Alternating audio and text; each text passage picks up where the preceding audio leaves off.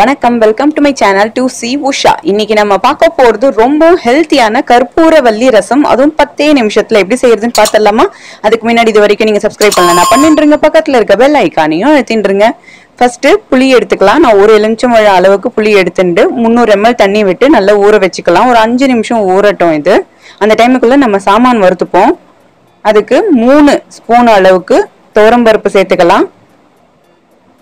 உடம்புக்கும் நல்லது துவரம்பருப்பு. அதே சமயத்துல ரசத்துக்கு திக்னஸும் கொடுக்கும். ஏன்னா நம்ம இன்னைக்கு பருப்பே சேர்க்காம தான் ரசம் பண்ண போறோம். இந்த ரசம் பொறுத்த வரைக்கும் இதுக்கு 2 ஸ்பூன் அளவுக்கு தனியா சேர்த்துக்கலாம்.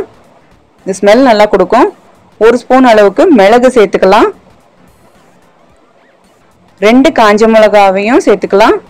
குண்டு மிளகா நீட்டு மிளகா எது இருந்தாலும் ஓகே தான். 2 போதுமானது. ஏன்னா மிளகுல இருந்தே நல்லா காரம் வரும்.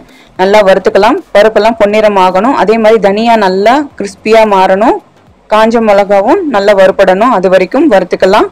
மீடியம் ஃப்ளேம்லயே வறுத்துக்கலாம். இப்போ பாருங்க நல்லா வறுப்பட்டாச்சு. இப்போ அடுப்பு ஆஃப் பண்ணிடலாம். இப்போ சீரகம் சேர்த்துக்கலாம். என்னைக்குமே அடுப்பு ஆஃப் பண்ணதுக்கு அப்புறம் தான் சீரகம் சேர்த்துக்கணும். 1 ஸ்பூன் அளவுக்கு சேர்த்துக்கலாம். அதாவது மிளகு அளவுக்கு. இப்போ கற்பூரவல்லி அதாவது ஓமவல்லி சொல்லுவோம் தெரியுமா, அந்த இலைகள் வந்துட்டு நான் இங்க 6 இந்த சைஸ் தான் எடுத்துட்டு இருக்கேன். இங்க 4 பேருக்கு 6 அளவுக்கு நான் ரசம் பண்றதுக்கு இது போதுமானதா இருக்கு. இதோட சின்ன இலைகளா இருந்ததுன்னா நீங்க 10 இலைகள் கூட சேர்த்துக்கலாம். இது சின்ன சின்னதா கட் பண்ணிட்டு சேர்த்துக்கலாம். அடுப்பு ஆஃப்ல தான் இருக்கு. ஜஸ்ட் இது சேர்த்துட்டு ஒரு 5 செகண்ட் மட்டும் அப்படியே ஜஸ்ட் வதக்கி எடுத்துட்டுருங்க. போதுமானது. அந்த சூட்டுக்கே அது வதங்கின்றோம். அதுவே போதுமானது. ஏன்னா அப்படியே கூட நம்ம அரைச்சி பண்ணலாம். ஆனா அது குழக்குழன்னு கொஞ்சம் ரசம் வந்துடும். அதுக்கு தான் நான் இது மாதிரி பண்றேன். இது டேஸ்ட் சூப்பரா இருக்கும். பாருங்க, இது ஒரு பிளேட்ல எடுத்து வச்சுட்டாச்சு. இது ஆறட்டும். ஆறுனதுக்கு அப்புறம் மிக்ஸி ஜார்ல சேர்த்துடலாம் எல்லாத்தையும். இதுக்கு கொஞ்சோண்டு தண்ணி விட்டுக்கலாம். அரைச்சி எடுத்துடலாம். பாருங்க, அரைச்சி வந்த விழுது இப்படி இருக்கணும். ரொம்பவும் குறன்னு இருக்கக்கூடாது, ரொம்பவும் நைஸா இருக்கக்கூடாது. இது மாதிரி இருந்ததுன்னா டேஸ்ட் இருக்கும், சூப்பரா இருக்கும் நம்ம ரசம். இப்போ கொஞ்சமா தண்ணி விட்டு நல்லா கலந்து வச்சுடலாம். இப்போ அடுப்புல ஒரு கிண்ணம் வச்சுட்டு நம்ம ஆல்ரெடி புளி கரைச்சி வச்சிருக்கோம் இல்லையா, அதை சேர்த்துடலாம். ஃபர்ஸ்ட் 300 ml தானே தண்ணி விட்டோம், அதை சேர்த்துண்டாச்சு. இப்போ இன்னும் ஒரு 200 ml, மொத்தம் நான் 1/2 லிட்டருக்கு புளி தண்ணியை வச்சுட்டேன். இதுக்கு மஞ்சள் பொடி ஒரு 1/4 ஸ்பூனுக்கு சேர்த்துக்கலாம். கல்லுப்பு 3/4 ஸ்பூன் அளவுக்கு சேர்த்துக்கிறேன். உங்ககிட்ட இது இல்லைன்னா பொடி உப்பு கூட சேர்த்துக்கலாம். ரசம்னாவே கல்லுப்பு இருந்தால் தான் டேஸ்ட் சூப்பராக இருக்கும். அதுக்கு தான் நான் சேர்க்கிறேன். 5 நிமிஷம் லோ ஃப்ளேமில் அப்படியே நம்ம கொதிக்க விடுவோம். அந்த பச்சை வாசனை போகணும். இப்போ பாருங்க, 5 நிமிஷம் ஆயிடுத்து. ரசத்தோட அளவும் கம்மியாக இருக்குது. பச்சை வாசனையும் போயிடுத்து. இப்போ அந்த அரைச்சி வச்ச விழுதை சேர்த்துடலாம்.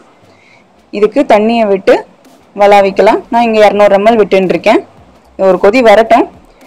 இந்த கற்பூரவல்லியை பொறுத்த வரைக்கும் இது காஃபுக்கு, கோல்டுக்கு, அதே மாதிரி இன்டைஜஷன் ப்ராப்ளம், ஸ்டொமக் ப்ராப்ளம் எதனா இருந்தா, பசி இன்மை, டயரியா எல்லாத்துக்குமே நல்லது.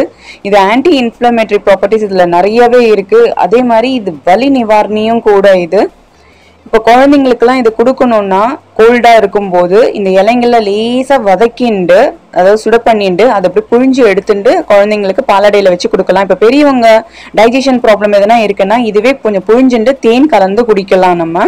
இப்போ பாருங்க, நுரைக்க ஆரம்பிச்சு எடுத்த ரசம். இதுக்கு நம்ம தாளிச்சுருவோம். அதுக்கு 2 ஸ்பூன் அளவுக்கு நெய் விட்டுக்கலாம். என்னைக்குமே ரசத்துக்கு நெய்ல தாளிச்சா சூப்பரா இருக்கும். டேஸ்டும் சரி, ஸ்மெல்லும் சரி. இது இல்லைன்னா நீங்க எண்ணெயை சேர்த்துக்கோங்க, அவ்வளவுதான். 1/2 ஸ்பூன் அளவுக்கு கடுகு சேர்த்துக்கலாம். 2 காஞ்ச மிளகா சேர்த்துக்கலாம். கொஞ்சோண்டு கருவேப்பிலையை சேர்த்துடலாம். அவ்வளவுதான், தாளிச்சுண்டாச்சு. இதை அந்த ரசத்துல சேர்த்துருவோம். எல்லாம் சேர்த்துண்டாச்சு. இப்போ பெருங்காய பொடி ஒரு 1/4 ஸ்பூன் அளவுக்கு சேர்த்துக்கலாம். எல்லாத்தையும் நல்லா கலந்துடலாம். ரசம் என்னைக்குமே ரொம்ப கொதிக்க கூடாது. ஒரு கொதி வந்தோன்னு நம்ம ஆஃப் பண்ணிடணும். இப்போ பாருங்க, பெருங்காய பொடியை சேர்த்தாச்சு. நல்ல வாசனையா இருக்கு.